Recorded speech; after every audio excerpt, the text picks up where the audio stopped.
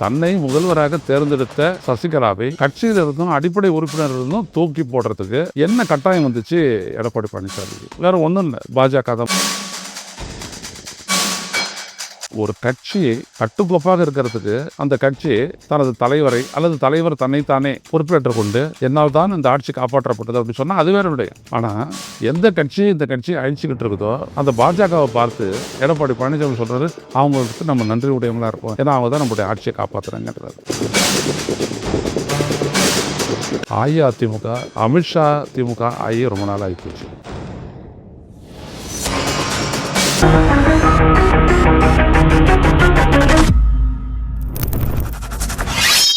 வணக்கம் தொடர்களே, ரோசஸ் செய்தியின் வாயிலாக இன்று மீண்டும் உங்களை சந்திப்பதில் பெருமகிழ்ச்சி அடைகின்றேன். 2017ஆம் ஆண்டு செல்வி ஜெயலலிதாவின் மறைவுக்கு பிறகு தமிழ்நாட்டினுடைய முதல்வர் பொறுப்பை ஏற்று இருந்த எடப்பாடி பழனிசாமி அவர்களுடைய 4 ஆண்டு கால ஆட்சியை காப்பாற்றியது பாஜக தான். அதற்காக அவர்களுக்கு நான் நன்றியுடன் இருப்போம், இருக்க வேண்டும் என்று சொல்லி ஒரு திருக்குறளையும் சொல்லியிருக்கின்றார் எடப்பாடி பழனிசாமி அவர்கள். இன்று வடபழனியில் நடந்த ஒரு பொதுக்கூட்டத்தில் பேசும்போது இவ்வாறு கூறியிருக்கின்றார். அஇஅதிமுகவிற்குள் பிரச்சனை ஏற்பட்டது. யாரால் ஏற்பட்டது? இவர் பாஜகவிற்கு நன்றி தெரிவிக்கின்றேன் என்று சொல்கின்றாரே. முதலில் செல்வி ஜெயலலிதா மறைந்த பிறகு சசிகலா முதல்வர் பொறுப்பை ஏற்பார் என்று அக்கட்சியினுடைய உட்கட்சி கூட்டத்தில் தேர்ந்தெடுக்கப்பட்ட பிறகு திரு ஓ பன்னீர்செல்வம் அவர்கள் தர்ம யுத்தம் நடத்தப் போகின்றேன் என்று சொல்லி செல்வி ஜெயலலிதாவுடைய சமாதியில் போயிட்டு தியானம் உட்கார்ந்தார். அவர் பின்னால் 11 எம்எல்ஏக்கள் சென்றார்கள். பின்னாளில் அவர் சொன்னார், எனக்கு இந்த ஐடியாவை கொடுத்து இப்படி ஒரு போராட்டத்தை செய்ய சொன்னது ஆடிட்டர் குருமூர்த்தி தான் என்று சொன்னார். அதுதான் அஇஅதிமுக உடைவதற்கான தொடக்கம். ஃபஸ்ட்டு அதான் பண்ணாங்க. இதற்கிடையே மீதி இருக்கக்கூடிய எம்எல்ஏக்கள், அந்த 11 பேர் தவிர மற்ற எம்எல்ஏக்களை வச்சுக்கிட்டு சசிகலா ஒரு ரெசார்ட் அங்கே எடுத்துகிட்டு போய்ட்டு வச்சு அவங்களெல்லாம் கன்வின்ஸ் பண்ணி எடப்பாடி பழனிசாமியை தேர்ந்தெடுத்து அவர் தான் முதல்வர் வேட்பாளர்னு சொல்லி, ஏன்னா அந்த இடைப்பட்ட காலத்தில் அவங்கள இந்திய உச்சநீதிமன்றம் அளித்த தீர்ப்பின்படி சொத்து குவிப்பு வழக்கில் திருமதி சசிகலா நடராஜன் ஜெயலலிதா அவர்களோடு குற்றம் சாட்டப்பட்டு அவர் மட்டும் சிறையில் போனார். என்ன சபை ஜெயலலிதா இறந்து விட்டார்கள், சிறைக்கு போயிட்டார். சிறைக்கு போகிறதுக்கு முன்னாடி இவர் முதல்வர் ஆகிட்டு போயிட்டார். அதற்கு பிறகு இவர் என்ன பண்ணுறாரு, மீண்டும் அவர் ஓபிஎஸ்ஸை கொண்டாந்து அமைச்சரவையை சேர்த்தது பாஜக. முதல்ல அவருக்கு தர்ம யுத்தம் நடத்த சொல்லி தூண்டிவிட்டு கட்சியை உடைச்சி பிரச்சனை ஏற்படுத்துறதும் பாஜக தான். அதுக்கப்புறம் நீங்கள் 2 பேரும் ஒன்றா இருங்க அப்படின்னு சொல்லிட்டு ஆளுநர் மாளிகையில் அந்த சந்திப்பு நடந்தது. 2 பேருடைய கையையும் பிடிச்சி ஒன்றா சேர்த்தார் அப்போ இருந்த கவர்னர். அதற்கு பிறகு அவர் துணை முதலமைச்சரானார் ஓபிஎஸ். அதுக்கப்புறம் கட்சியில் இருந்து என்ன பண்ணாங்க, சசிகலா நடராஜனை தூக்குனாங்க. பொதுச்சாளர் பதவியில் இருந்தால் அவங்கள தூக்குனாங்க. சிறையில் இருந்த மாதிரி இருக்காங்க, இவங்க தூக்குனாங்க. இது யார் சொல்லி தூக்குனாங்க? தன்னை முதல்வராக தேர்ந்தெடுத்த சசிகலாவை கட்சியில் இருந்தும் அடிப்படை உறுப்பினர் இருந்தும் தூக்கி போடுறதுக்கு என்ன கட்டாயம் வந்துச்சு எடப்பாடி பழனிசாமி? வேற ஒன்றும் இல்லை, பாஜக தான் மறுபடியும். பாஜக சொல்லி இவர்கள் 2 பேரும் சேர்ந்து அவங்கள தூக்கி போட்டாங்க. அதன் பிறகு இரட்டை தலைமை என்று ஆனார்கள். அப்படி அஇஅதிமுகவினுடைய விதிமுறைகளுக்கு முரணாக 2 பேர் ஒருங்கிணைப்பாளர், இணை ஒருங்கிணைப்பாளர் என்ற பதவிகளை உருவாக்கி இவர்கள் 2 பேர் இருந்தாங்க. அதுக்கப்புறம் ஓபிஎஸ்னுடைய நெருக்கத்தை கெடுத்து இவர் பாஜக தலைமையோட ரொம்ப நெருக்கமாகி என்ன பண்ணாரு, ஓபிஎஸ் சந்திக்கிறார். ஒற்றை தரப்பு தான் சிறந்தது அப்படின்னு சொல்லி பொதுக்குழுவையும் செயற்குழுவையும் ஒன்றா கூட்டி அதை அறிவித்தார். அதற்கப்புறம் நீதிமன்றத்துக்கு போனார். நீதிமன்றம் பல வழக்குகளில் எடப்பாடி தான் சரியாக தான் தேர்ந்தெடுக்கப்பட்டார்னு சொல்லிட்டு அஇஅதிமுகவினுடைய விதிமுறைக்கு முரணாக அவர் தேர்ந்தெடுக்கப்பட்டதையே நீதிமன்றம் ஏற்றுக்கொண்டு சொன்னது, தேர்தல் ஆணையம் ஏற்றுக்கொண்டு சொன்னது. அவர் உடனே பொதுச் செயலாளர்னு ஆயிட்டார். இரட்டை இலசனமும் கொடுக்கப்பட்டது. அதன் பிறகு எவ்வளவு நடந்துட்டு அதன் பிறகு பார்த்தீங்க அப்படின்னோம்னா இன்றைக்கி அவர் சொல்கிறாரு, அன்னைக்கு ஆட்சியை காப்பாற்றினது இவங்க தான். அதிமுக கட்சிக்குள் ஏற்பட்ட எவ்வளவு பிரச்சனைகளுக்கும் மூலமாக இருந்தது பாஜக. அப்படி இருக்க ஆட்சியை நிலைத்திருக்க ஆதரவு கொடுத்தது அவர் தான். இல்லாட்டி டிடிவி தினகரன் கலைச்சிருப்பார் 18 எம்எல்ஏக்களை ஹைஜாக் பண்ணிட்டு போயிட்டாரு அப்படிலாம் சொன்னார். ஸோ ஒரு கட்சி கட்டுக்கோப்பாக இருக்கிறதுக்கு அந்த கட்சி தனது தலைவரை அல்லது தலைவர் தன்னைத்தானே பொறுப்பேற்றுக் கொண்டு என்னால் தான் இந்த ஆட்சி காப்பாற்றப்பட்டது அப்படின்னு சொன்னால் அது வேற விடயம். ஆனால் எந்த கட்சி இந்த கட்சி அழிச்சிக்கிட்டு இருக்குதோ அந்த பாஜகவை பார்த்து எடப்பாடி பழனிசாமி சொல்கிறாரு, அவங்களுக்கு நம்ம நன்றி உடையவங்களாக இருப்போம், ஏன்னா அவங்க தான் நம்மளுடைய ஆட்சியை காப்பாற்றுறாங்கன்றாரு. அது ஒரு விதத்தில் உண்மைதான். அப்போ அந்த அளவுக்கு ஆட்சியையும் காப்பாற்றி உங்களையும் காப்பாற்றி 4 ஆண்டு காலம் பதவியில் இருந்ததுக்கு காரணம் பாஜக தான் அப்படின்னோம்னா, 2021 தேர்தலில் அவங்களுக்கே வெறும் 20 சீட்டு கொடுத்தீங்க. ஒரு 40 சீட்டு கொடுத்து அவங்களை போட்டியிட சொல்ல வேண்டியது தானே, நன்றி காட்டலாம் இல்லையா? ஏன் காட்ட மறுத்தீங்க? அதுக்கப்புறம் 2024 மக்களவை, அதுக்கப்புறம் கூட இதுக்கு இடைப்பட்ட காலத்தில் உள்ளாட்சி, அதுலேயும் இடம் கொடுக்க மாட்டேன்ட்டீங்க பாஜகவுக்கு. அதுக்கப்புறம் மக்களவை தேர்தலையும் பாஜக கிட்ட ஒரு 10 இடமோ 8 இடமோ மறுத்துட்டாங்க. கூட்டணி உடையுது. ஏன் நன்றி காட்டுற விதமாக அவங்களுக்கு ஒரு 10 சீட்டு கொடுத்துருக்க வேண்டியது தானே, காங்கிரஸுக்கு திமுக கொடுக்குற மாதிரி. ஏன் கொடுக்கல? ஏன்னா எடப்பாடி பழனிசாமிக்கு நல்லா தெரியும், சட்டப்பேரவையில் இடம் கொடுத்தாலும் சரி, மக்களவையில் இடம் கொடுத்தாலும் சரி, இவங்க அதிமுகவும் முழுகி போடுவாங்க. அவங்களுடைய கபலீகர அரசியல் எங்களுக்கு தெரியும்னே சொல்லிட்டு எடப்பாடி பழனிசாமி தலைமையிலான அதிமுகவில் இருக்கக்கூடிய மூத்த தலைவரான பொன்னையன் வெளிப்படையாக பத்திரிகையாளர்கிட்ட சொன்னார், உங்களை பற்றி எங்களுக்கு தெரியாதா? கர்நாடகத்தில் நீங்கள் என்ன பண்ணீங்க, மராட்டியத்தில் என்ன பண்ணீங்க, அதே மாதிரி தமிழ்நாட்டிலையும் நீங்கள் பண்ண மாட்டீங்கன்றதுக்கு என்ன உத்தரவாதம்?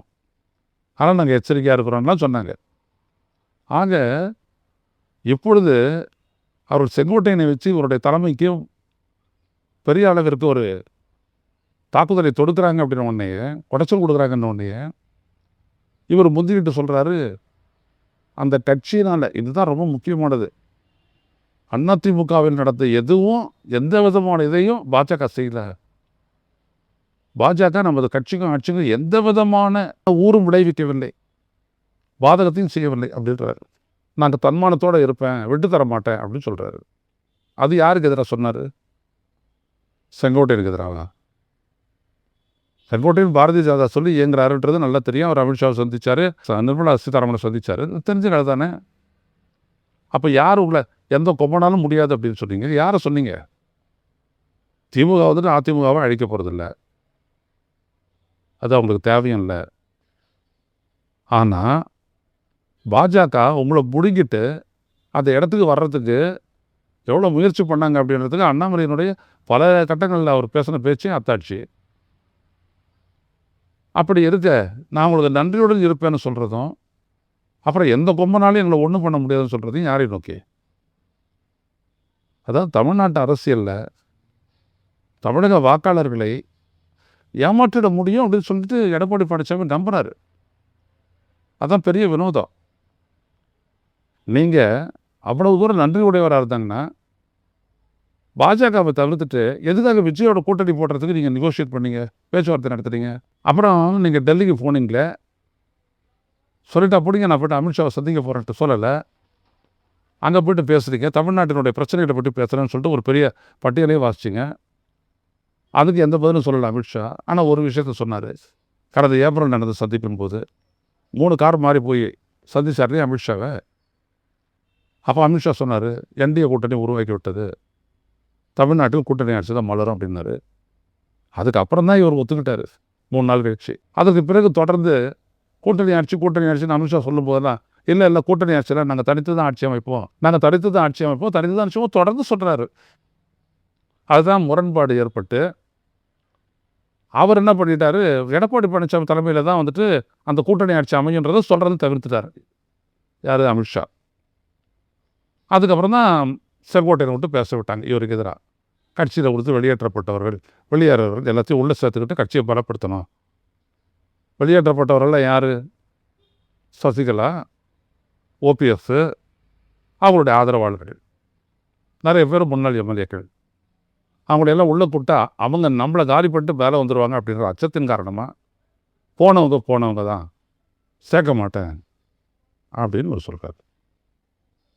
ஆக இவ்வளத்தையும் செஞ்ச பாஜக இப்போவும் இவருக்கு எதிராக பெரிய குடைச்சல் கொடுத்தது செங்கோட்டையனை வச்சு பாஜக தான்றது தெரியும். அதுக்கு நன்றியுடன் இருப்பேன்னு அவர் சொல்கிறாரு.